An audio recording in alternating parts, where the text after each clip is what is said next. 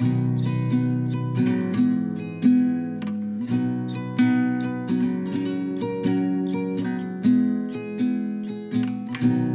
and welcome once again to the Growing Guelph podcast. This week features my conversation with Kendall Kent, the creative force behind It's Okay Studio.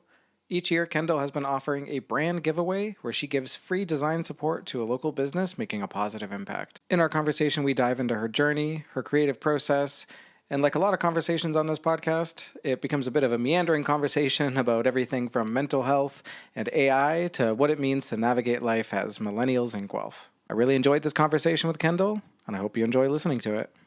Before I wrap up this introduction, if you enjoy Growing Guelph and want to help support local storytelling, I've launched a Patreon.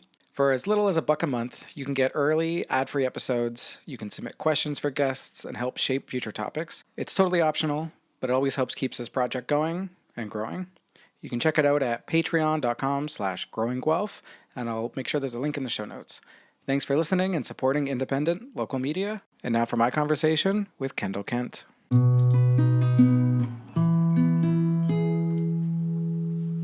Kendall Kent, thank you for joining me on the Growing Guelph podcast today.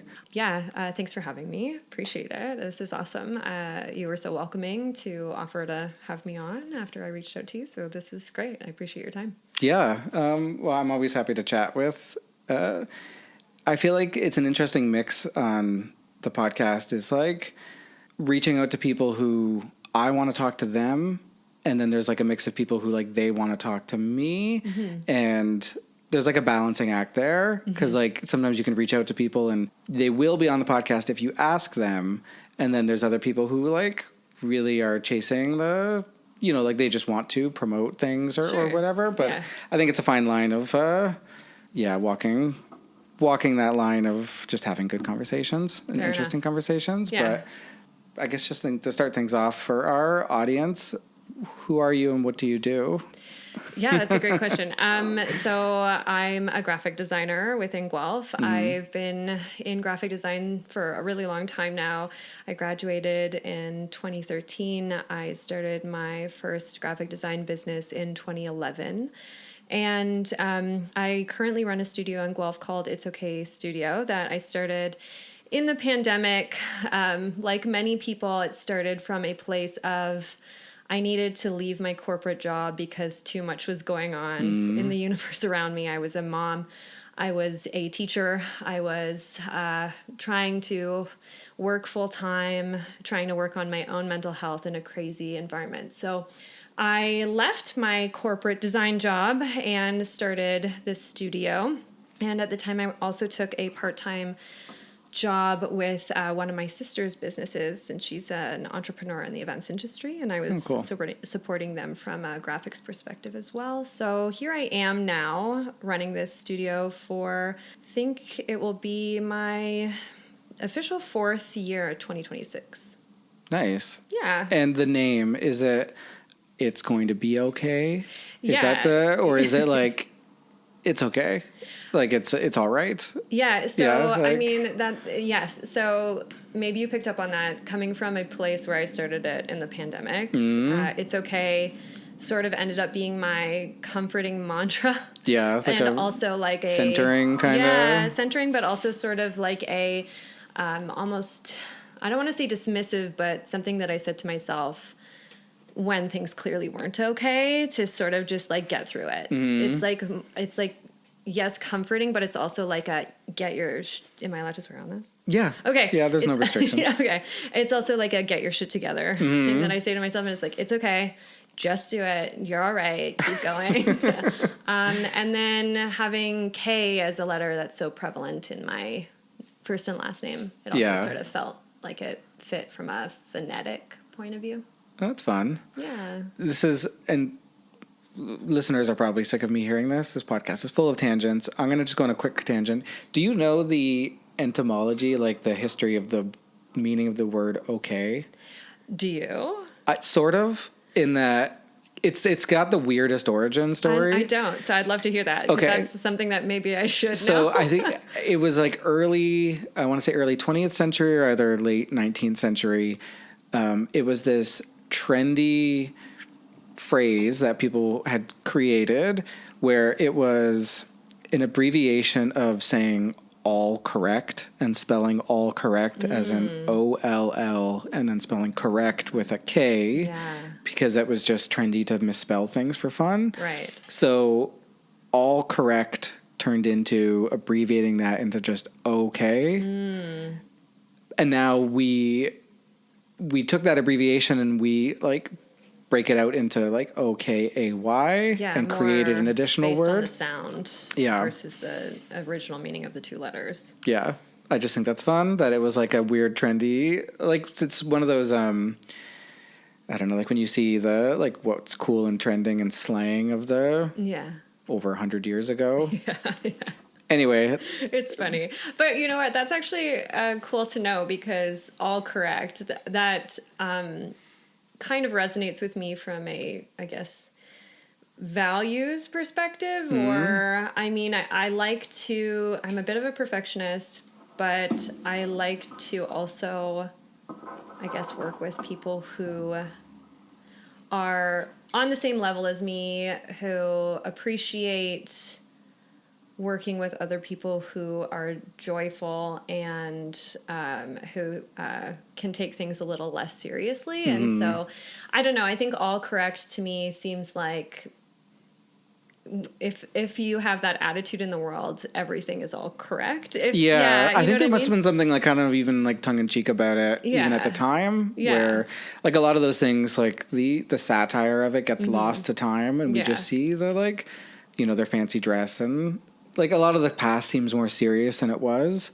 And some of that even comes down to the fact that, like, they had to pose for their photographs in a way where they couldn't smile because they couldn't hold a smile for the amount of time it took to... Yeah. So we have this idea of, like, the past being black and white and dreary and not fun. Yeah. But, like, that's just a trick of the media and, like, the limitations of the media, when in reality they were probably...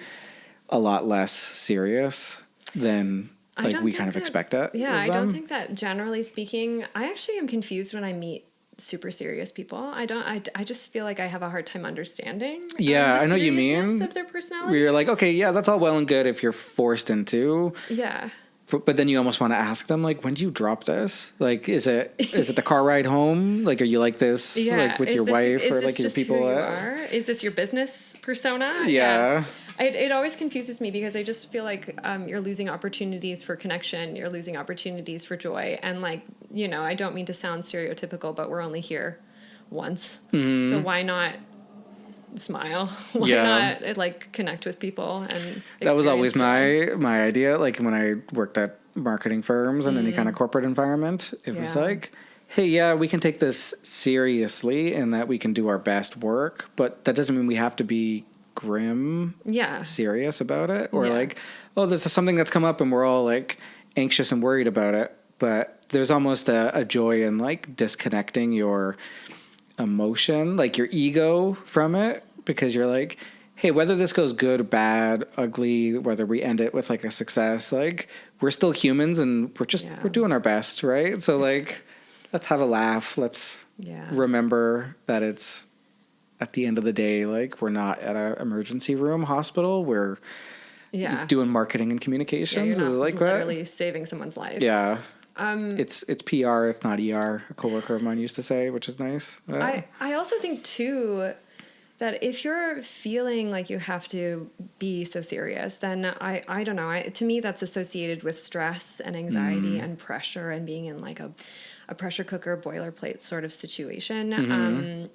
And to me, when you're under those sort of conditions, I feel like your work isn't as good as it would be if you were relaxed and having a good time. This is reminding me, I don't know, you watch the show The Bear? Yeah, I do. Okay. Yeah, it stresses me out though. I have to pause it sometimes halfway through because I'm like, whoa, I need to go for a cold shower or something because it's so stressful. And it's also like, hey, you're just making food, you guys. Like, but then again, that's like perfectionists and things like that. Like, it's an interesting view into that world. And that's how a lot of things are, right? Like, you maybe can relate to this. Like, at every job I've ever worked, there's people who just will maximize the amount of stress that they're radiating out about something, even if it's just stressing about, like, projects and emails, and like lives are not on the line. Even like big sums of money are not on the line. Right. But it doesn't matter. Like, it's almost like there's this, people will, I think a lot of times people come into the world or into work or projects with their stress already there. Yeah. And then they need to say like, oh, why am I feeling this anxiety? Oh, it's this thing I'm dealing with. And like, I used to have to remind myself at a work, one place I worked at had like a coffee machine, and you could make very strong iced coffees. And I'd down this like chug an iced coffee, and then I'd immediately the next email I'd be answering would be very stressful. And I'd have to remind myself like, I'm feeling stressed because I'm over caffeinated. This email isn't actually stressful. That's like this work isn't actually stressful. Yeah. I'm just bringing my innate anxiety. Yeah.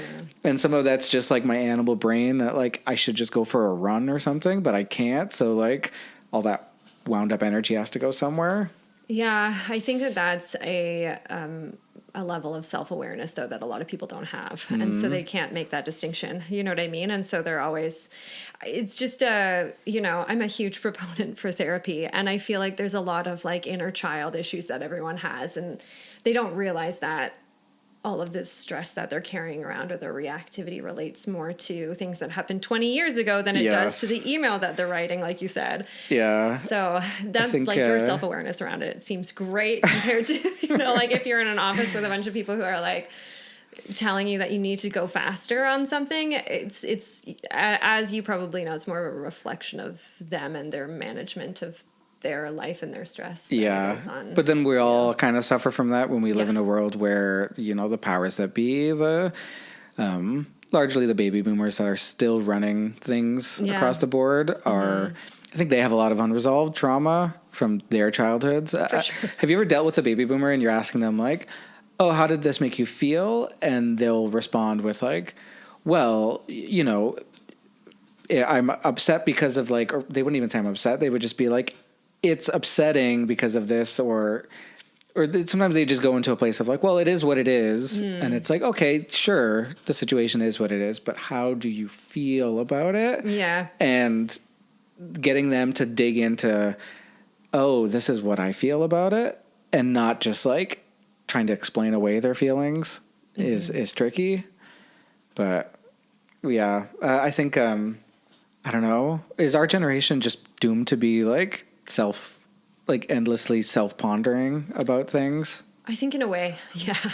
I think that going back to the baby boomer thing, obviously, like my parents being in their 60s, getting to see their, as an adult now, like getting to see how they react to things, getting to see how they reflect on things, I agree.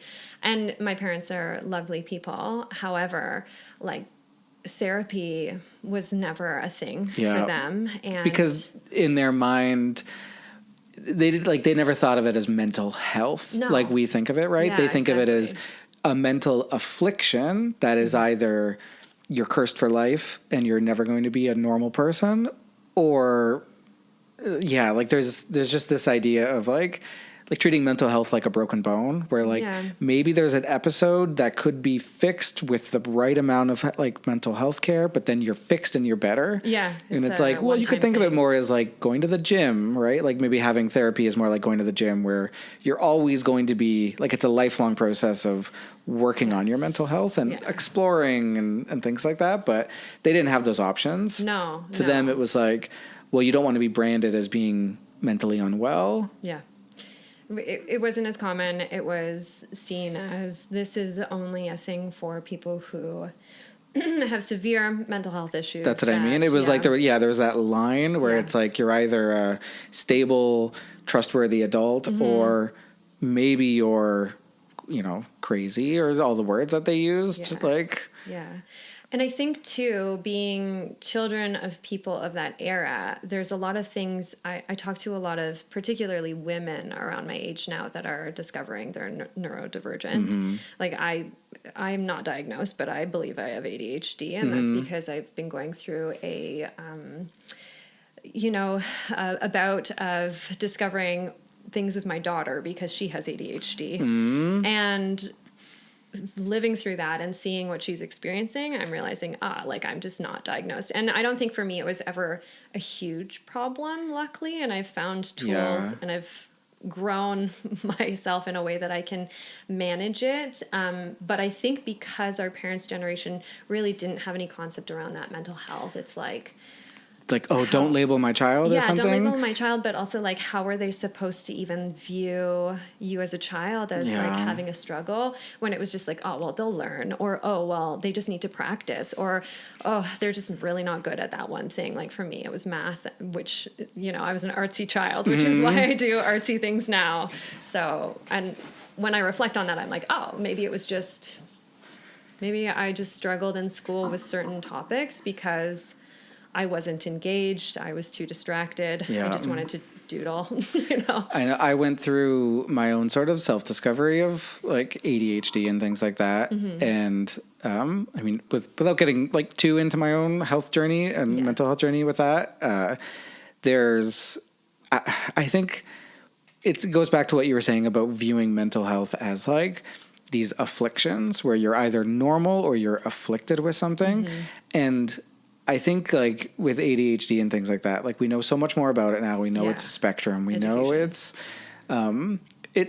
probably just like this is probably true of a lot of things like sexuality and a lot of things like that, where it's a spectrum and a lot of people fall somewhere on that spectrum, but it's not like, oh, you have a disorder and that disorder makes this. It's more just that like everyone falls somewhere on this line. Yeah. If you're past a certain threshold, then maybe it would be useful in some ways to classify yourself as something. Yeah.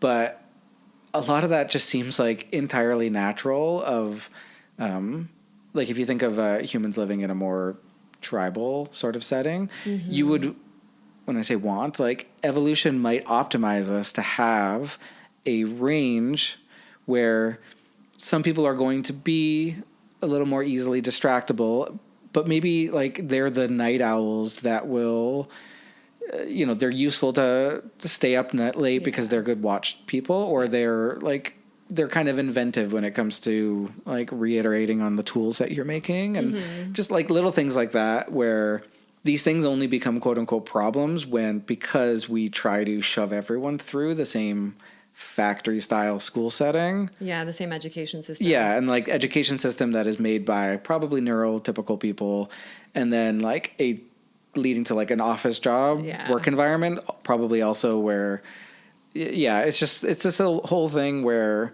now we have to sort of classify a whole group of us as probably being like, ADHD or these terms, and then it being it just becomes a whole thing when it might be a lot more wishy-washy and for sure. Yeah. Which is why, like, I just don't know that I would ever really care to and or need to get a formal diagnosis for myself, because to be honest, I'm functioning totally fine.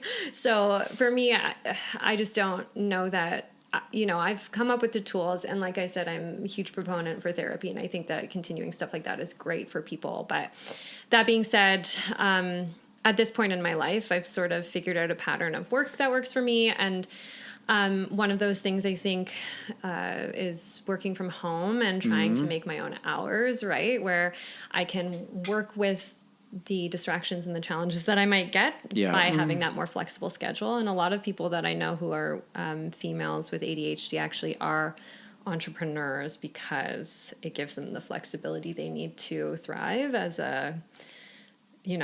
and be a successful adult, versus trying to, like you said, fit into that box that's created by... You work a 9 to 5. Yeah. You better hope your inspirational comes during those hours, because that's when you're expected to be at the office, kind of working with other people. Yeah. Yeah. The one thing that I do miss, though, for sure, is working with people. That's the downfall. I mean, I think as someone who's an extrovert, that's hard for me. However, someone in my position who is more of an introvert probably would love my situation. Right? But I am talkative, so I've started to, like I said, I go to 10C sometimes now to work there with people, and I work at Balzac's downtown like once a week. It was great for me because my daughter went to school close, so she could walk down after. That's changed now, so that's too bad. But putting myself in a situation where I'm around a lot of people is also great. Taking yourself out of the atmosphere that you're in every day and putting yourself into other atmospheres also helps with that creative piece that you mentioned. Like, it's hard to work a 9 to 5 and just be like, as someone in a creative field, just turn on that creativity. Like, it's a light switch, but there's ways that you can do that by facilitating. Facilitate that by changing up how you work, what you're doing, your process. Yeah. So that's always something that I have to do because creative burnout is a real thing. Yeah. And like to that isolation and that, like I can relate to that. I mean, I think everyone can, especially during the pandemic and where we were in these little isolated bubbles. And like, there's a reason why isolation is classified as like a torture when we're talking about prisoners and things like that, right? Like, we know that human minds are not at all suited for like long bouts of isolation. That like clearly we're animals that live in groups, that everything about our, like, from our, the mirror neurons in our brain, that like all of that is just, I think there probably is something to introvert extroversion, but even the most introverts of introverts are like, they still need to social, talk. social, like, for sure. Thinking of it like with The Sims or something like that, where there's that social meter that has to be filled up. Maybe for introverts, like, it fills up quicker. It does, but that doesn't mean that it's not there. Exactly. And like, I think that also speaks to we live in these little like nuclear families of isolation that is just so alien to what like millions of years of evolution prepared us for, where in the natural environment, if you're by yourself, you're vulnerable. Like, does that mean that you've been cast out from the group? Does that mean that you're actually alone? Like, all of these things probably trigger our anxiety that says, like, you're in a dangerous position. Like, even if you're materially safe and sound at home, if you're by yourself, like, why are you by yourself? Like, it probably just, like, triggers so many red flags in our brain that it's no wonder that there's like, just being alone can exacerbate so many other of our problems. 100%. And now we have people who are trying to combat some of that aloneness by, using ChatGPT as their therapist. And it's like, well, I mean, maybe there's a world where that is better than actually just being isolated, but is it better? Is it like, you know what I mean? Like, it's... Yeah, I didn't know people were using ChatGPT as their therapist. I know that people are abusing it for all sorts of things, which, as someone who works on computers all day and uses technology, I am definitely torn on the whole AI thing. I'm super concerned about the environmental impacts, first and foremost. That's just the kind of person I am. I've always been really into the environment and trying to do my part to impact as positively as possible, lower my footprint. And so from that perspective, it's super concerning. So when people are doing things like using ChatGPT as their therapist or simply using it to generate and be part of a cool trending meme, it hurts my soul a little when there's appropriate other avenues for therapy with people who, I mean, sure, ChatGPT is great for gathering resources, but it's ultimately a robot, and the therapy one's challenging to tackle. But so many other things that people are using it for, I'm like, there's better avenues that would be more appropriate and also keep people employed. Yeah, the whole employment thing is such a awful, like, it feels like there's, like, we're really at a precipice of either we're going to usher in like the Star Trek utopia, everyone gets everything they need because everything is taken care of, or the alternative, which is also actually where the Star Trek timeline goes through, where they have like World War III and they have to go through some real dark times before they reach that utopia. Yeah. It's so tricky, right? Like, we have these tools that seem like, they could just be tools for good. But how do you feel as a designer when you see, like, because I'm starting to see, obviously AI generated things out in the world. For sure. And they're not just on like social media. Tons. Like I won't name names, but I've seen a sign of a store in downtown Guelph that is clearly like a ChatGPT generated logo of like their store front. And it's kind of shocking to see those like obviously early AI things made, like rendered, printed, made real. And I don't know, there's something dystopian about it a bit.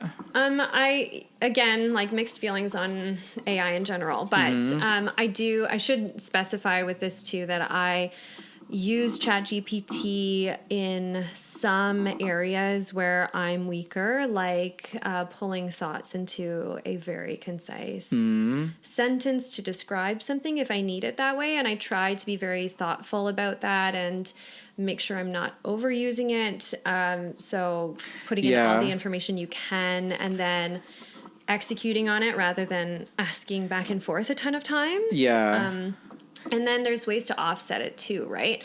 But yeah, going back to AI in design, I think what you were talking about earlier about that whole Star Trek thing where it's like you get to a utopia because it's doing all of the things that are hard for you. I keep seeing all of these videos online from other designers and artists saying, well, what can ChatGPT do really right now? It can't do your dishes. It can't do your laundry. It can't do anything that's actually stuff that you don't want to do. All of the things that we were like, oh, the robots will take care of us. And then, humans, even in the Star Trek world, humans, it's like all their material needs are taken care of. So they're free to just pursue their passions.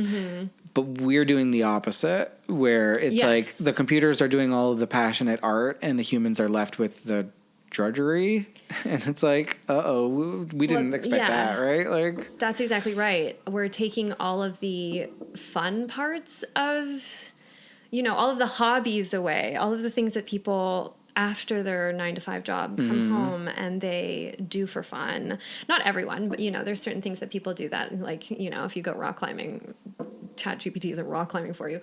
But people who enjoy coming home and creating, or people who that sort of fuels their fire, that feels like it's being gently robbed from them when really they just want the robot to fold their laundry. I think we're far from that. Maybe we're not, but it just feels like we're going in the direction of the organic stuff being created instead of the actual hands-on duties being solved. Yeah, and I wonder if we'll enter like into a space where we're really going to prize the authenticity of a human-made thing because of its wrinkles, right? And we see this with material goods where, we've had like 100 years of manufacturing and industrialization where our machines are really, really good at making things. Like if you want synthetically made clothing that's fibers are like, stitched together in a way that like human hands could never do. We're good at that kind of stuff. But now we prize human made things because of the fact that you can tell it's human made, right? Like we like artists and singers and all of these things are prized because of the human wrinkles that are involved. And I wonder if we'll get that way, like even when it comes to our digitally made arts, if that makes sense. Like you're a digital artist, right? Yeah. So, I mean, when I was a kid, I started with fine arts and art on paper and drawing, and I still do that as well. And actually that ties into a lot of projects that I work on for my clients, but ultimately the majority of my work is on a computer. It's digital. Do you use any tools that are like helping to help bring that organicness? Like thinking, like my wife likes to use her iPad Pro and her Apple Pencil kind of stuff, because it's like you're trying to the point of those things is to bridge those two things together, right? To bring some of the messy organic meat world into the ones and zeros. Yes, exactly. So I use my iPad a lot. So for example, with brand clients that I work with, The first step in that process is mood boarding, which is basically I create a visual representation of the vibe of their brand. And from there, I actually do hand-done sketches. And I take pictures of them on my phone and I put them in a PDF and I put notes on them, and that's what I present next. So it's all rooted in hand-done design at first. And then from there, I digitize it. So that could just look like I don't take those sketches at all and bring them onto the computer and, trace them or anything. It could just be text, and those are just visual representations in Sketch. Or it could look like I take that picture, I put it onto my iPad, and I use Procreate, which I use often, to literally illustrate it and then pull it onto my computer and turn it into a vector, which is a scalable. I don't know how much you know about this kind of thing. I know just enough to be dangerous. I mean, when I worked in marketing specifically, I was on the account side. Yeah. So I was the person who had to do the client whispering of figuring out what they want, and then going to my design team and being like, please help me. And project management. Yeah, help me figure this out. You guys are the design experts. So you know enough, probably. Yeah, I know. Yeah, like I said. And you said you have a friend who's a graphic designer, so I'm sure that they talk shop sometimes, yeah, right? Exactly. There's a language. Whole world unto itself, right? Yeah. It's interesting how those things have evolved and probably will continue to evolve, right? Where the tools, right now we think of AI as you put a prompt into it and you describe something and then it just spits something out. But these tools are going to be more woven into place. Kind of similar to now, with something I guess everything we do on computers now is there's all these things that make the process more organic. And I think Steve Jobs and Apple get a lot of the credit for this, which is probably due for them, that how to make a more human experience. Even the computer mouses are how to take the gestures of a human hand and digitize it. And that's interesting. And I could see a world where in the future they won't even have this distinction of well, of course, there's this AI tool that helps guide the creative process, but that doesn't stop the fact that humans were involved in it. I think with AI too, going back to the fact that you saw a sign downtown and it was obvious to you. It was obvious to you that it was AI created. So right now, it is in some ways with specific mediums still very obvious. Yes. Whereas with other things, it's becoming less obvious. For example, that raccoon jumping on trampoline video that went around social media. I don't know if you saw that one, but was it bunnies on? Or I think it's been reiterated. Yeah, I saw a car jumping on a trampoline. Bear, I saw bunnies. Someone told me it was raccoons. I never saw the raccoon one, but I heard it mentioned a couple times. But I saw the bunny one, and I was looking, and I was like, this is really hard to tell. Yeah, and it's becoming harder to tell in those mediums. Yeah. But with stuff like signage and things like that, I think that there's still sort of that AI glow that's hard to not see. But again, that might be more of a generational thing, because I know lots of people that are baby boomers and, in a higher age bracket that don't see it the way that we see it. Yeah. So it's also depends on how well you know technology, how you grew up with technology, and how you can spot it. Yeah, and it's hard to know, too, how much of this is us being, reluctant to embrace the new thing. I've brought this quote up before. There's a Douglas Adams quote about technology where, he wrote Hitchhiker's Guide to the Galaxy. Yeah, got I read it? those books. I love those books. Okay, so old Douglas Adams quote was something along the lines of, anything that was in existence before you were born is just the natural order of things, how the world works. Anything that's invented before the age of 40-ish is new and exciting, and you could probably get a career doing it. Right. Anything that's invented after the age of 40 is probably no good and too extreme. And that's an oversimplification of things.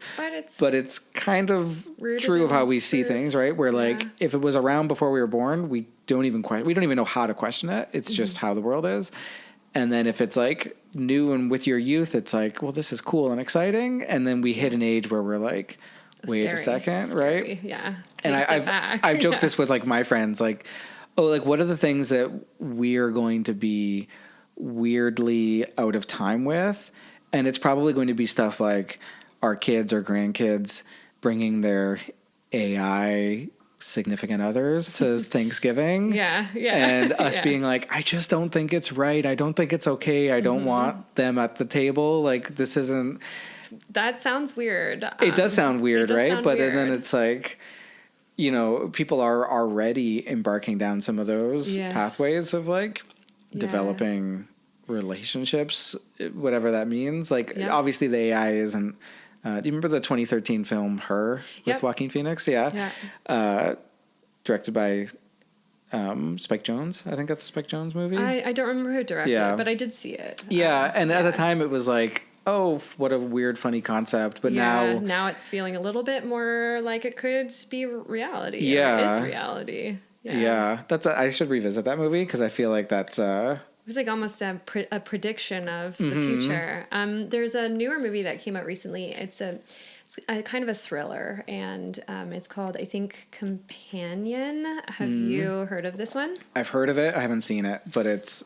Yeah. I think it might be like a twist in the film, but it's basically like there's a companion robot, and some of the movie is like them not being aware that they're a companion robot, and then it's very much that. It's like it's set in near future, so it's very relatable, but has certain like upgrades to technology that just don't exist yet, but are very easy to relate to and feel like could happen. And then he has this the main character has this girlfriend, and partway through, and this is not, well, maybe I shouldn't spoil, but spoilers coming up here.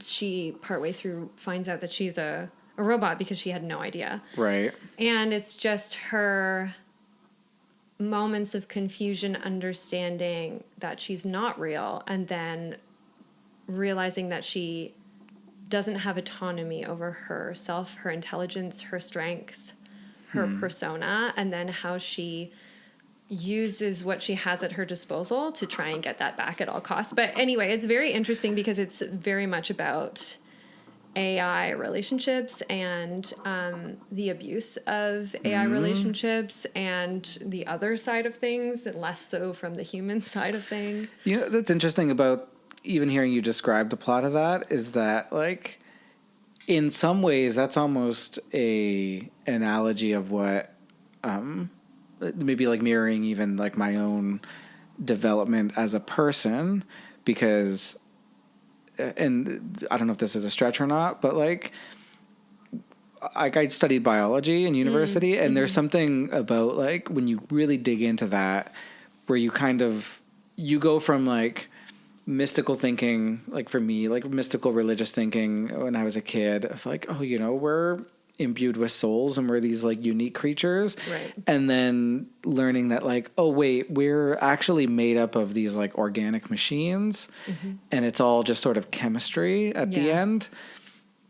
And now I'm even like, I currently am of the place where like I don't know if we have free will, or at least like interesting free will in the classic sense of like, oh, could you have done anything separate? Like, could you have done something different? And that's not to say that we don't have like choices and we don't have, you know, we're not constrained robots, but maybe we kind of are. Like maybe we're like, and I think that's there's something there of like humans sort of recognizing that like, wait, like how much autonomy do I actually even have?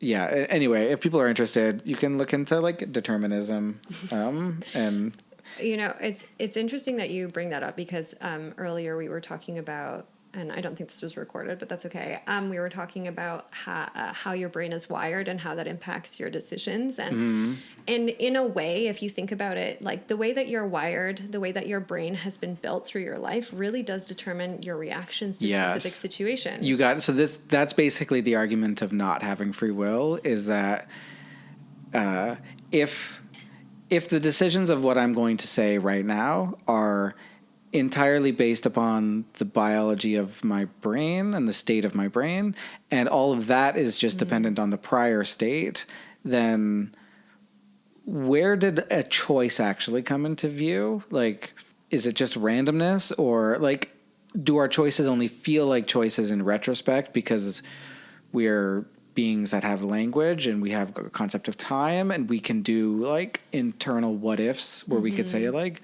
oh, I went left, but I could have gone right. And it's like, could you actually have gone right? Or is that the equivalent of like the pool ball saying like, well, I bounced off at this angle, but I could have bounced off at a different angle. And it's like, right. but where could you have? Isn't that a violation of physics to say that like at a certain point something could have gone this way or that way? Yeah. I think where free will comes into effect here is when people choose to make changes in their life and stick to them. And that's the thing. So hard to do too. Where these arguments about free will, it's like, you never want to, because even like when you get down that, it's not saying that like lives can't be changed and that people can't make decisions and that people, like, even if you were to say like, okay, well, if free will doesn't exist, why should we punish people for doing bad things because they didn't have a choice in it? And it's like, well, yeah, but maybe the knowledge that bad things get punished, that's one of the factors that goes into people. You know, I'm sorry, we've gone on such a philosophical this has gotten pathway very here. Deep. That's just the kind of person that I am, though. Yeah. I feel like I have those conversations easily because I can get really like into talking about how people work. And I think that actually does sort of tie into what I do in a lot of weird ways, particularly when working with people of different approaches or different personalities, but also like the science behind branding and working with businesses to relate to the right people, because you have to understand how people think, how people work in a very baseline way. I'm definitely no psychologist, but you know what I mean? But yeah, like you have to tap into sense. that, right? Yeah, like for sure. What is, you know, and this is the sort of stuff that gets talked about in marketing rooms behind the scenes, where it's like, what are the emotions we want to evoke in people? Yeah. And when you're doing a rebranding, it's like color theory. This is all like color theory. You know, what colors evoke in people, how it makes them feel, right? And you almost have to be like, you have to be tapped into the cultural zeitgeist of it all, because brands exist in a world in conjunction with everything else in a particular place and time. So you have to kind of be aware of like, you have to do that psychological, like, put yourself in other people's shoes to imagine how they're going to perceive something. Yeah, 100%. And I think that's really hard for business owners, particularly because they own the business, so they have no real objective view of their product, of their service, of how they're perceived. It's so funny. A pet peeve of mine is coming across a really cool business on social media and then being like, where is your business located? Because I can't tell anywhere. Like, or your hours. Exactly. It's one of those things that it's so obvious to the person running the business where they're like, well, of course my store is at like Main Street, whatever. But they don't think to put it. They don't even think like even the concept of people being like, how are people going to find your business? Like, because there's a world where someone finds you on social media and then wants to go into your physical brick and mortar store, and not like they walk into your store and then follow you on social media. But it's so frustrating to like, especially if Instagram recommends like, oh, look at this cool bookstore, and you're like, is this where is 10 kilometers away, or is it in BC? Because sometimes it's in, you know, it's on the other side of the continent, and you're like, okay. Yeah, I find a lot of accounts like that, and I'm like, oh, cool. Like, I really wish this was near me. And sometimes I find out later that it was near me the whole time, and I'm like, why didn't I know that? I should have known that when I interacted with their socials. I should have been able to immediately tell this is where you're located, because they're missing out on capturing that audience of people who love what they're doing, but just automatically assume, oh, well, nothing that cool is near me. Yeah. And that happens, I think, more than people realize. So for sure, one thing companies should always do is on your social media, on your website, on your Google business profile. If you don't have a Google business profile, set one up. It should detail address, location, hours, all of that stuff. And people need to be updating that for holidays. It drives me crazy when it's a holiday and you go onto Google and the hours are, well, this is their typical day, but it might be different for Labor Day because that means that business did not update their Labor Day hours. Or you have to go in and like check their stories posted on social media that day because that's where they'll be like, oh, the shop's closing early, or like, that's one of those frustrating things where the big brand stores get it right. And that's partially just because like there's teams of people that are all like checking on each other and calling each other out and being really stressed all day about that kind of stuff. Yeah. Whereas like the solo person who's trying to do it all, they're trying to like run the brick and mortar store, be the person, like be the talent that understands the product, that like it's hard. It's a lot to do, right? For sure. As a business, I'm lucky that I don't have a physical location because I'm sure that the struggle would be even more. And I feel like I already wear a million hats as it is. Like I was talking to another business owner recently about the fact that if you own a business by yourself or even with one or two employees, you have to do so many things that are absolutely not within your realm of knowledge that you are not qualified to do. For me to run my business, I have to be the salesperson. I have to be my marketer. I have to be my web designer. I'm my own graphic designer. I'm my own administrative assistant, meeting organizer, my own like finance advisor. Yeah. You know, I'm literally everything. And I was only trained in design. Yes. So it's a huge learning curve. And that's why a lot of small businesses don't make any money for the first 5 years, fail within the first few years because they don't allocate out. And I'm in a place where I've started to try and allocate out a little bit more, which is great. But a lot of businesses can't. It's tough because you almost need a level of success. Yes. Even just like money coming in to have Yeah.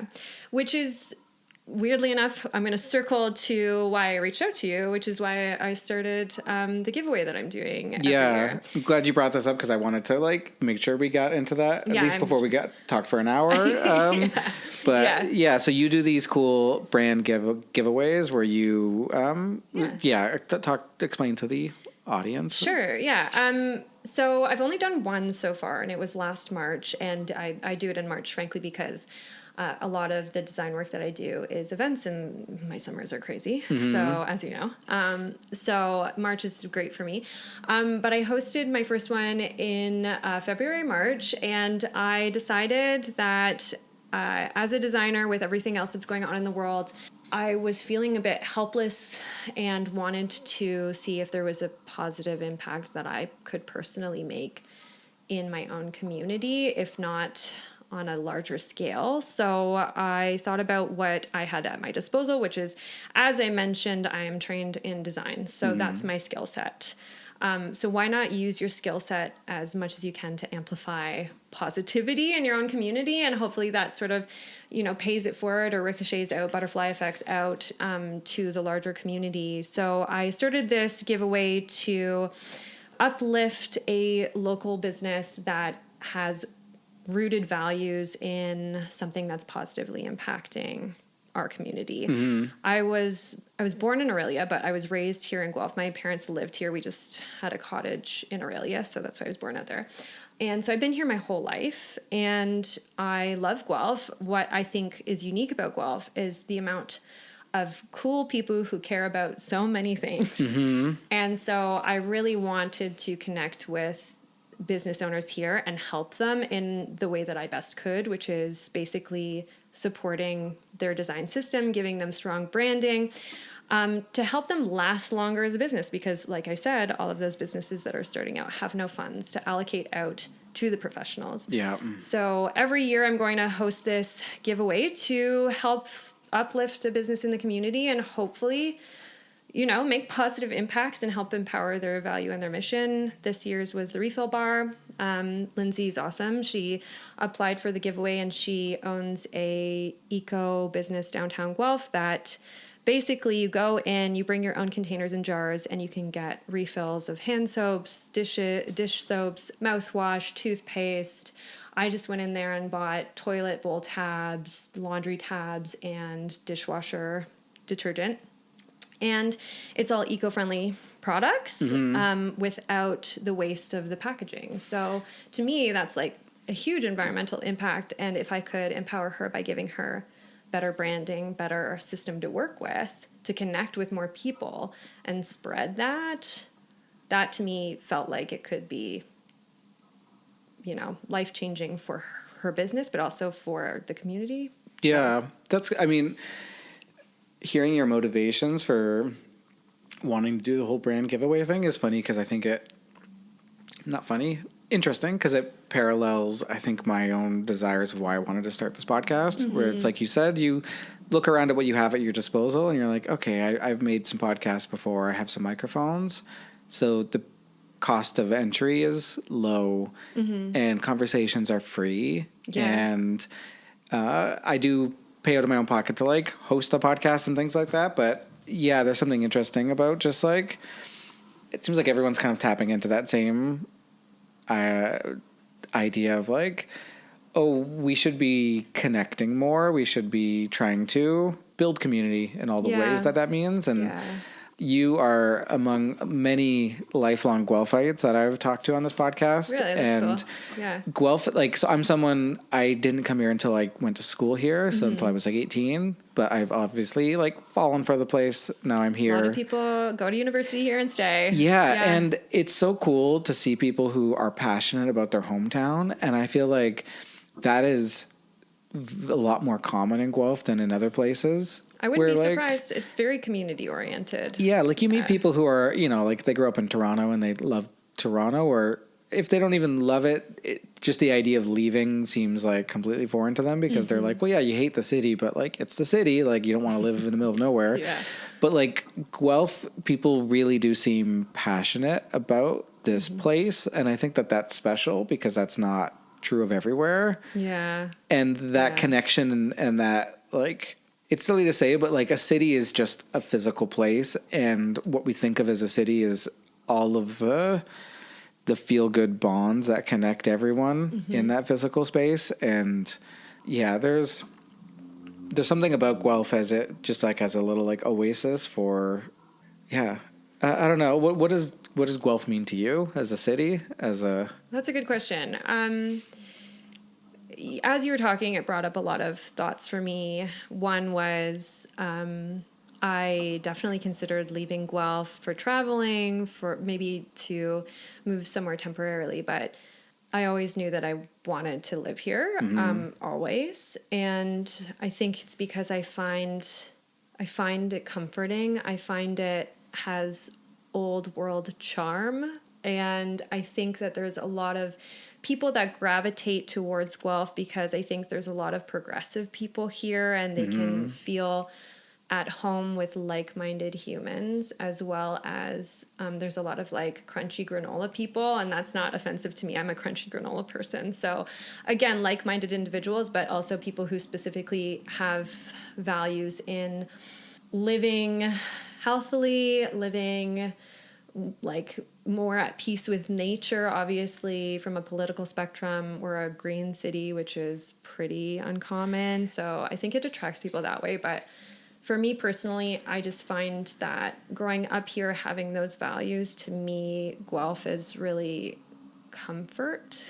And there's something really interesting about that crunchy granola stereotype of Guelph, because you're right, it is that blend of urban, progressive, whatever that means, kind of thought, but also that connection to some of maybe the more, what is largely thought of as more traditional lifestyle, agriculture and farming. We're surrounded by agriculture and farming. We're the headquarters of the Ontario Agriculture School, and that is definitely has a really interesting influence on the city where, there's something like that connection to nature that's not just like pie in the sky, like idealistic, like, nature preserved nature, but it's like our whatever, like working nature, whatever you want to call it. Like, there's something about that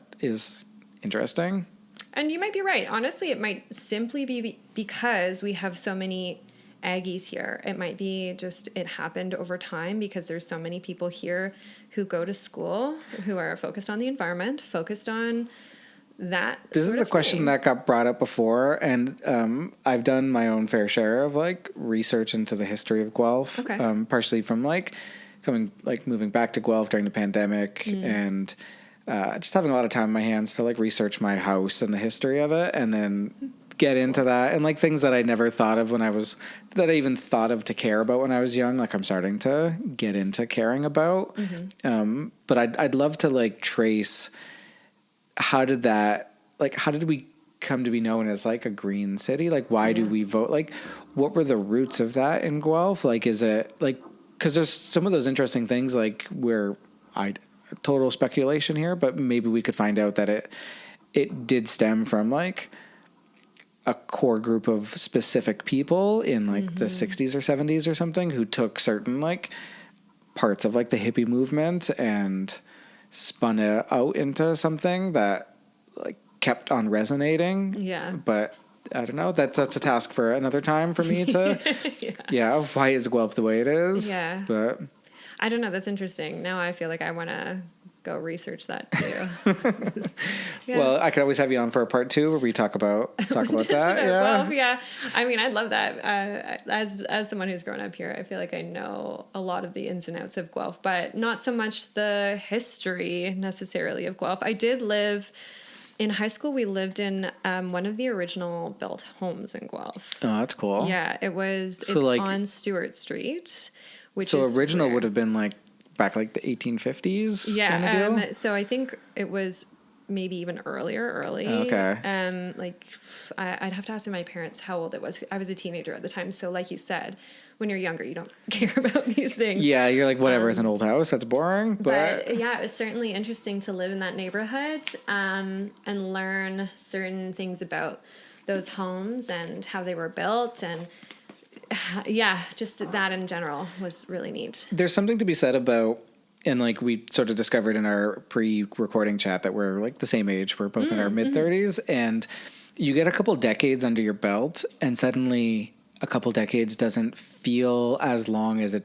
did when you're young. Yes. And then you start to reckon at the idea of like, oh, well, if a couple decades isn't really all that long of time when you really think about it, then stack a few of those together, and what felt like the ancient past to us, like, you know, when you're a kid and you're learning about like 20th century and like World War I feels like so far ago that you're like, removed. Like how this doesn't even impact me. But then why do I care when I'm learning when about you this really like connect the dots to it and you're like, oh, that's just a few generations. And like from there to here is just one day at a time passing.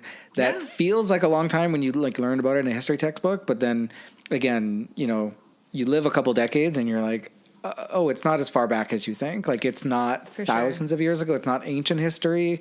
Yeah. And we live in a time of tremendous pace of like technological change. And I think some of that pace like makes the past feel further away than it is. Yeah, because it was such a different, like the life then was such a different experience. And I don't know, like it's almost embarrassing to admit, but like I know that the past was a vibrant, colorful place, but I still think of the past as black and white.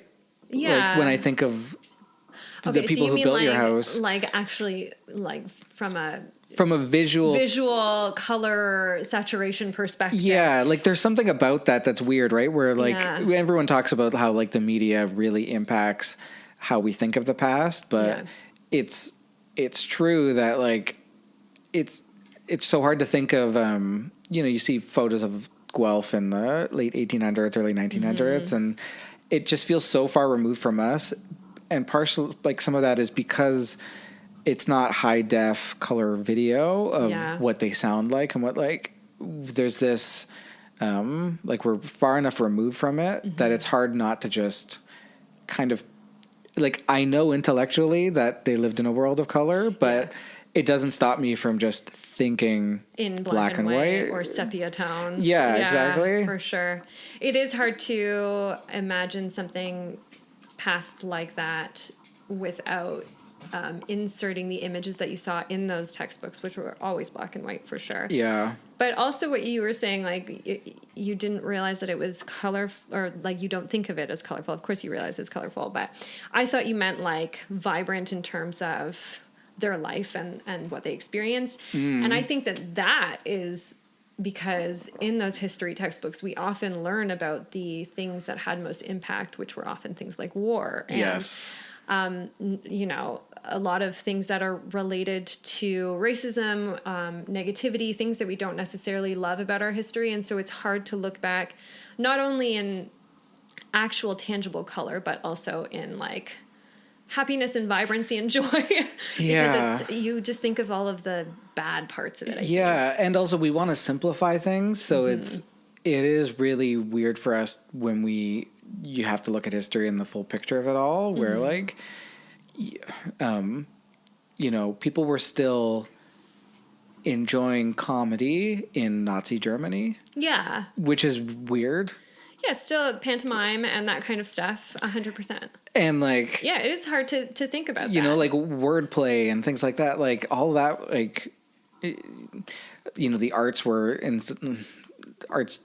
tend to not flourish under like totalitarian states, but like it's people still existed and people still lived through it. And I guess we're kind of reckoning with this ourselves now because we live in a very troubled time in a lot of ways, but like people's desire to create and express, and that is like sometimes more vibrant than ever, and sometimes like you need some of that escapism part, and like you could tie that exact same thing to, you know, our like the oldest movies that still really matter to us in a pulp culture sense, like The Wizard of Oz and things like that. Like these escapist things were like coming out in the 30s during the Great Depression, during like these awful times that helped people find a little bit of magic or joy in the dreary and depressing nature of what they were living through. And there's something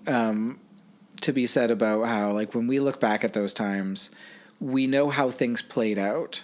So we, like, sometimes their emotions and the way that they were, like, the decisions that they were making seem so weird to us because, like, you know, look at World War I and we're like, it was such a pointless war. Why were they struggling for this? And it's like, they didn't know it as a pointless war. No. They didn't know the other events that were coming down the line. Like, to them, it felt like, oh, could this be the end of the world? Like, are we going to war ourselves into like the apocalypse or something like that? And I think it's important for us to remember that the same sense of like uncertainty about the future that we have right now was true for them, everyone across time, right? Like there's a reason why like Christians have been confident that like, oh, it like the world's coming to an end soon.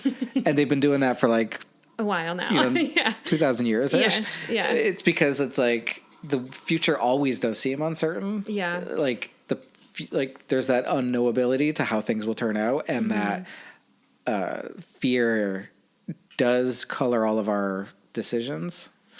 And that's why I think it's so important to think about what you do as an individual and what you have at your disposal to try and to not let that let that fear overwhelm you, and to try to reconnect and support others and just create a better space for others, as well as creating a better space for yourself. You know, I think that if you feel like you're really trying what you can to do your best to make a difference, to empower others, then you feel like at least you have some sort of control and knowledge that you're trying to do what you can with what you have. Because I think often people are paralyzed into doing nothing when they feel that they are overwhelmed and worried and uncertain about the world, like you're saying. Instead of taking action, it's so easy to be complacent and say, well, I'm just a small cog in the machine of the world. So there's nothing I can do, right? Is just a lot of small cogs. And Yes. granted, there are some bigger cogs and people that have more resources behind them. But like, even then, they only have those resources because people believe them, right? Like, because there's that, I don't know. I think it's easy to think like individual actions don't matter, but that's a narrative that a lot of powerful things like want you to feel that way. Yeah, I mean, there's a lot you could say about everything that's happening in the States right now and other places as well. That's just something that's so on our minds because we're so close to it. But this happens a lot of places every day, right? Is that, you know, they want you to believe that you're powerless so that you feel powerless and the powers that be stay powers that be. Yes, So. the momentum of not changing things too much. Yeah, that's... But so how do we fix this? How do we solve this? Like, oh gosh, we're just two little cogs thinking about how to change the system. You know, I think, empowering others, like I said, but I think it's also important to, particularly as a business owner, stand for your values.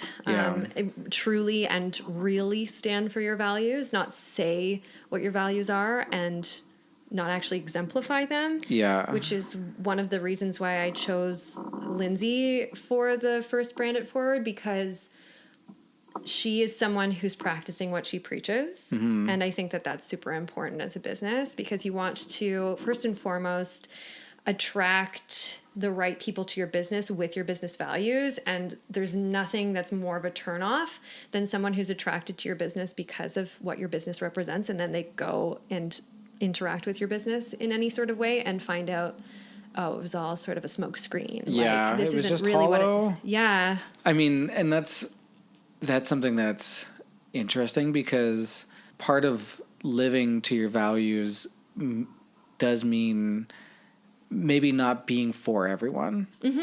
And that's okay. But then it's also hard because we're in this world where people can get it into their heads where like, no, everyone's a potential customer, so don't be too political because you're going to turn someone off, or don't be too like, and I think some of that is, it can lead to where, like, I think a lot of people are feeling where there's, they feel like they can't be themselves or they're afraid to be themselves. Right. And I don't want to like give too much credence to that because like I think if you go too far down that pathway, then you get into the like anti-wokeism and anti like cancel culture, and it's like no, like there's a fine line to like there's a sensible path to walk here, and it's like living authentically. Because it is true that if you spend all day worried about saying the wrong thing, you can't say anything. Yeah. Right? Like, maybe you see this true. As a designer where if a brand can't speak in a voice that is trying to say something, then they'll end up just being like the most wishy-washy nothingness. Yeah. Because they're afraid to, like, they're trying to please everyone, and then they just end up being like the most bland gray color you could imagine. I think that's actually something that most brands struggle with. Yeah. Especially when brands are starting out, especially when people are starting out, they feel like they need to take any opportunity that comes their way. And so they don't want to step on too many toes. They want to make sure that everyone can view them as a potential service and or product and or et cetera for them. And it's such a massive mistake because when you're screaming at everyone, you're screaming at no one.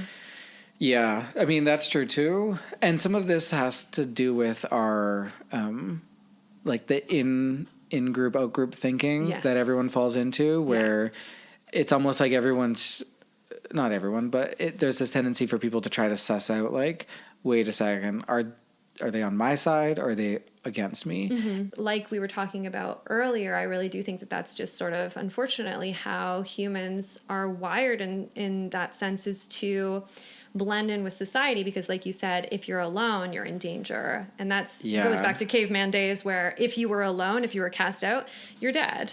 So it's like a belonging that people feel like they need to feel. Yeah, but then you're like, I think if at any point you are, when I say you, I don't mean you directly, I mean like the listener and people, like if you're really wanting to find out whether you should cast something out, and by that I just mean like flip on something, and like that's a feeling that you should try to push back against, at least to some degree, because I think that's a very toxic way of thinking. Yeah. And it's not good for your business. No. It's really not. What I can say from my own business is, when I started my business, it was obviously mid-COVID, and I did like a quick brand. And for me, I was struggling to connect with people for a really long time. And then I rebranded my own business a year and a half ago. And since then, I have been connecting with all the right people. And that's because I switched the way that visually I looked. I switched the way that I was speaking to people.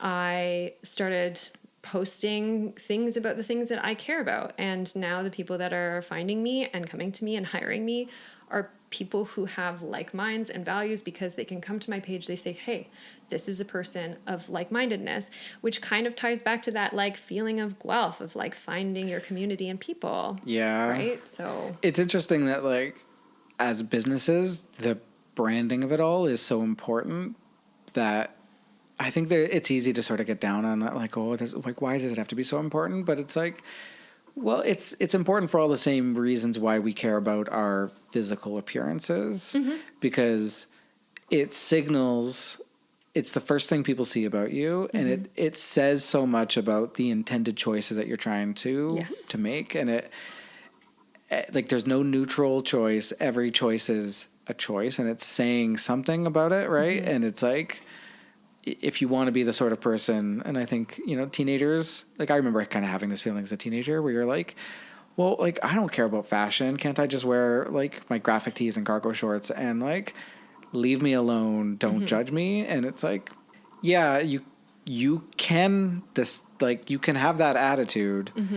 Other people are still going to make their flip decisions, and so are you. In that, when you see another person who's quote unquote like also not caring about something, like that's an active choice too.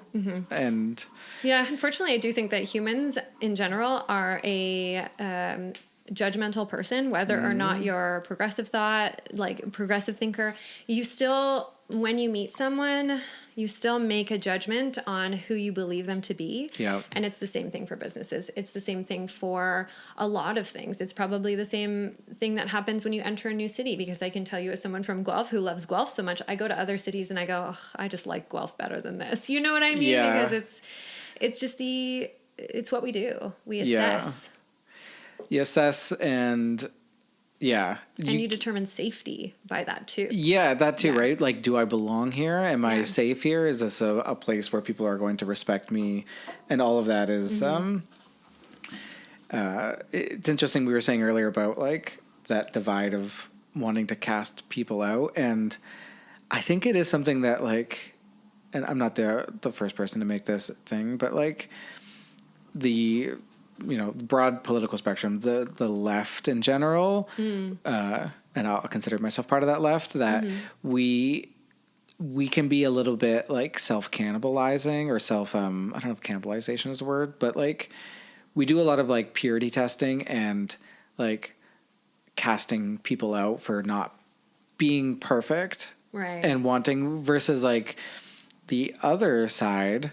And even framing it as the other side, I'm falling victim to this, but the other side is a little, like, maybe a little more cohesive as a group, because they're more willing to be like, no, we don't agree on everything, but we agree on enough, and that like, that's okay. Yeah.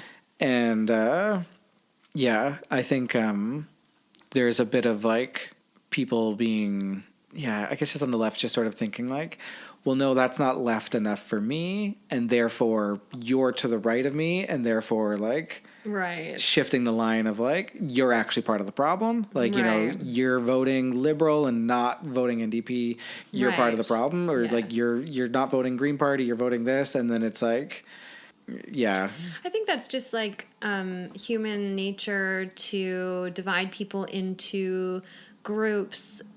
Like think about a high school where you walk into a high school and the stereotypical view of a high school is here's the table of jocks, here's the table of like hot girls, here's the table of nerds, and here's the druggies. You know what I mean? Like that kind of thing where we like, I think as people, we like to put people in boxes Yeah. and label them. And that helps us to understand how to view them without really taking the time to get to know them.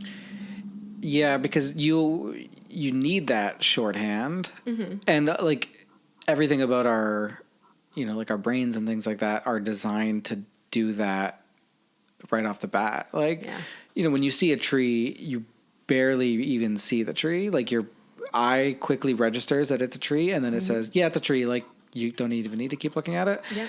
And we do that for, I guess, for everything, really, right? Like we're just pattern recognizing and trying to be like, is it danger? Is it not danger? Is it having to, like, do I have to care about it? And I guess a lot of that's just, like you said, it's survival because we have a limited attention span, and you kind of have to be on the watch out for what's actually important. Yeah, and what's safe, like we've been talking about, because there's so many, particularly going back to the AI piece, there's so much to fear. There's so much fraud, so much scams going around. So I think that we're in this era of people starting to be on a higher alert for things that feel fraudulent, fake, and that could be not just, an email. It could be things like content or people you're talking to. You just have this like filter now where you have to register, is this real? And from what I do, from the perspective of what I do, when I have worked with people and I look at some of the websites and stuff like that, and when I think about people looking at these things with the filter of, is this fraud? There's a lot of red flags that people have in their websites and in their, daily business dealings that they don't realize could be considered to raise the alarms on that filter that we now have when we look at everything. So that's like a challenge that people are experiencing as well. Yeah, it's like the goalposts keep moving as the tools of fraud get better. Yeah. Right? Yeah. Like Yep. And some of this is almost even like, I think about this as a former, current, whatever, marketing person, about how marketing almost ruins every new communication tool that we have. And I say ruins in that, like, maybe just pollutes is a better way of saying it. In that, like, we invent the telephone. It's a device of connection. You can talk to people. A communication tool. But it's a tool at like the end of the day. modern telephone is like, it's not a neutral thing. Like people are very tied up in the idea of like, well, there's telemarketing, there's actual just AI things calling me, there's spam calls. Like, we invent the postal service and that's awesome. And people write letters to each other and share connections and send things to each other. And then we get inundated with like ads, and those ads can be useful things and they're cool, but they're also mostly thrown in the garbage. Yeah. And there's like, the internet was the same thing. Like if you look at like the sci-fi writers of the 60s and 70s who could foresee the internet coming, they only sort of foresaw the like cool positive stuff of it. And it was hard for them to reckon with the idea of like, oh no, like it's going to be a very complicated, messy place. As soon as capitalism gets its hooks into it, like it's going to be exploited. And same with social media. These are all tools that were tools of connection. I think a lot of us have like fond memories of like Instagram circa like 2012. For sure. I mean, I was a MySpace girl. I had a MySpace account and then everyone all of a sudden moved to Facebook, and I was like so resistant to I remember that. being actively, like, my girlfriend at the time was like, oh, like, you should get a Facebook. And I was like, no. I already have a social media. I have my MySpace. Like, why do I need another thing? Why would I move to, and Facebook was less unique. Like, you couldn't modify it the way you could. Yeah, you couldn't have your song playing. You couldn't change your background. Do the cool things. I mean, it's so lame to look back at these accounts now and be like, wow, these were, a thing of the time. But yeah, I think for me, I was really resistant to that change, and it took me a long time to switch over to Facebook. And I think it equally took me a while to get Instagram. But all of these things have been tools that were created to be helpful to create and foster community with people, and they were all turned into tools for work and it's selling. funny. I was going to say, like, which is what I do on it. So yeah, that's true. And it's an optimistic view of it to say, like, these were tools created for that, because, like, we know, for example, like, Facebook was a tool created to judge people's faces. Oh yeah. So it's like that's interesting, right? Yeah, like that's 100% true. I mean, social media. Some of the social media was created from a bad place. Yeah, Facebook, as far as I understand, was originally like a rating women. Yeah, that's what I mean. Yeah, like Zuckerberg, which is like was horrific. And it's unfortunate that it was built up to what it is now. I mean, now I don't think a lot of people use it anyway for much more than, like, I don't know, circulating fake news, unfortunately, and AI posts and, like.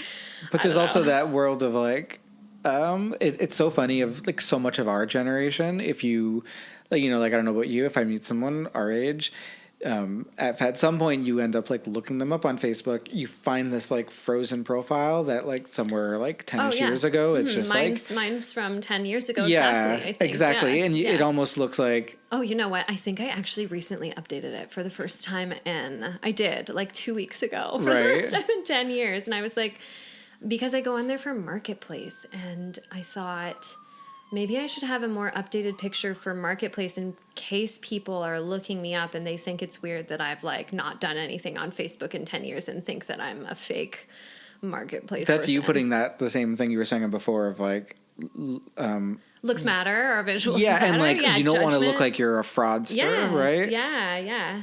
Yeah, I guess that's true of, like, as AI gets better, part of not looking like a fraudster is sort of going to be showing your human side. Yes. And, like, do you ever communicate or text with, like, a younger person and they forego all, like, capitalization in their texting and that, and then there's this, like, like, but maybe, like, I have this knee-jerk reaction of wanting to judge them for that, but also, like, they're trying to keep it real in a very real sense, and like, that kind of makes sense in that it's the constant chase for authenticity, right? Because today's cool, authentic movement gets subverted by brands to sell, and then the new authentic movement has to rebel against that. Yes. And that's where we see this constant cycle of, like, if it's cool now, it'll be mainstream soon, and then what's cool has to shift because it's not even a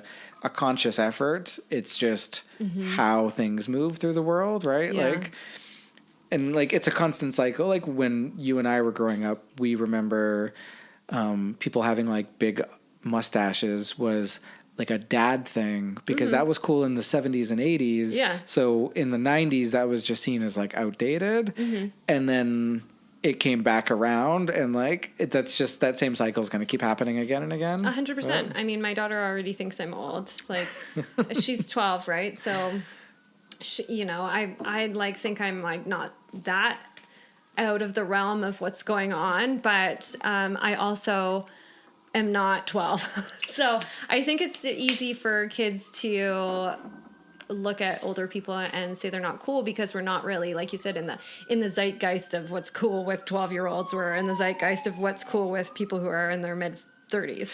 So, and that's where I'll stay. And an interesting fact my sister said to me recently was that after you're 30, your fashion sense, usually doesn't change anymore. So when you think of like the stereotypical things, like for example, when we think of like even like older than boomers, like older people, like, you know, our grandparents and that when we were young, all the things that we stereotype of being like, oh, that's old people things, like we're cool. That's just them stuck in their 30s. Cool haircuts that they got when they were 30. Yes. And that they were like, no, I'm going to be stuck with this. Okay, I want to throw an idea by your way that I forget if I read this on TikTok or something, but sure.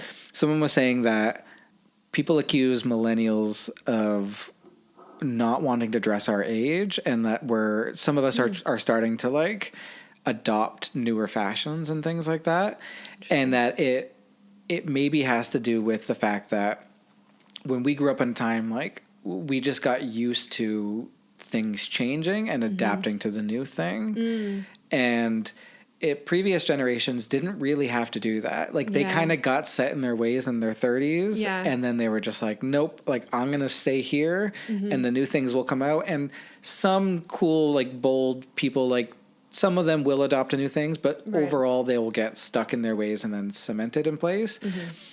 But maybe we're in a unique place because we were that generation that had to keep adapting, that we will keep adapting, and that some of that is the explanation for why people say that, like, we're like aging better than others, like that, and like I'd love to skincare think I'm aging better and than sunscreen. But I'd love to think that. I don't know if I feel that way, but yeah, sure, we'll go with that. Yeah. Well, just that idea that, like, but then there's also going to be people who will like accuse us of being like trying to be young. Yeah, like, hey, act your age, but well, I don't know. That's also hard to. I also don't feel my age, like, mentally speaking. I don't know if I'll ever. I was talking to my dad the other day, and he said that he just doesn't, like, he's always felt like a younger man, and he's in his 60s. And I just think that depending on how you perceive life and how you want to live your life might define how you feel. And so saying be your age feels like a weird thing to say to me, because if I was to be my age, I'd have to define what I feel like my age is. Yeah, and then are you just performing what the stereotypes of that age are when you were young, right? Yeah. Because are you going to say, like, well, okay, like... Or looking at other people your age and trying to replicate what they're doing, and then that's a whole nother thing of, like, fitting into the mold and, like, choosing safety over, I don't know, trying something else. So, yeah. Well, this has been a really interesting conversation. Yeah, not at all what I thought we were going to, like, just generally, but I love it. It's cool. I like talking about random philosophy and... Yeah, me too. Yeah. And when, you know, in terms of, like, talking in terms of that authenticity, I've gone back and forth of, like, steering this podcast where I've been like, oh, like, am I getting up, like, am I just focused on things that are just too interesting for me, and I'm not being, like, catering to, like, an overall... But then, like, as we said before, if you go too far down in the other path, you just end up being very bland and boring.